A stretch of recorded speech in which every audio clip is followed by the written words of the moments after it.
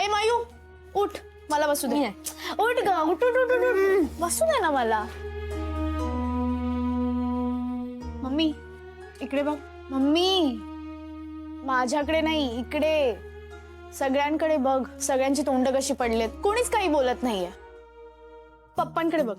तू हसत नाहीये ना म्हणून अपना जंगू दादा भी उदास है यार. ए आमची माधुरी, तू इस घर की जान है रे. जोपर्यंत तू हसत नाही ना तोपर्यंत कोणी नाही हसणार, हो की नाही?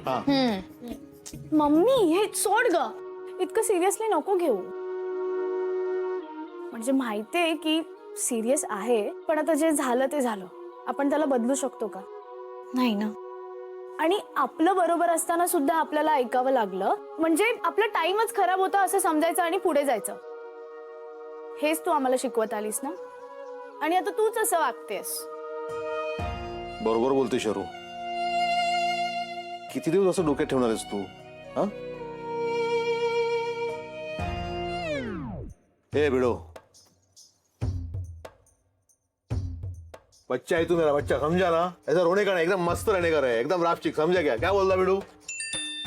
एकदम सत्य बोला ना. मेरा फोन बजा भिड़ो. अरे भिड़ो, ए पमा भिड़ो, अरे छोड़ ना. मस्त रहना, ऐसा मस्त शरू शरू काय झालं? काय झालं अगं? मला उद्या इंटरव्ह्यूला बोलवलंय.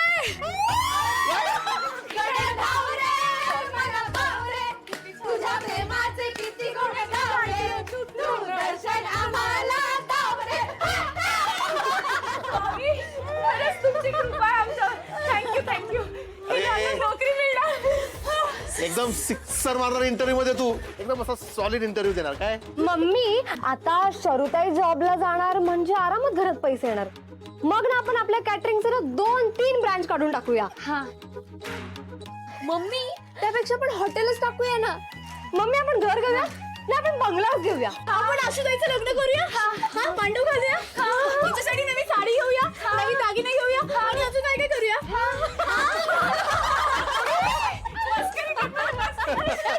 मम्मी अगं माझ्या नोकरीमध्ये एवढं सगळं होणार आहे का? स्वामी प्लीज हा, मम्मीची स्वप्न जरा लिमिट मध्ये कर, जरा लिमिट मध्ये.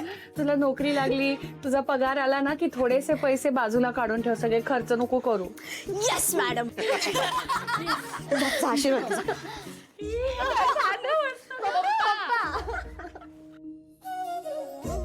स्वामी काय चमत्कार करता हो. कसला मूड बदललाय आमच्या घरातला. आमचं घर असंच हसत खेळत राहू दे.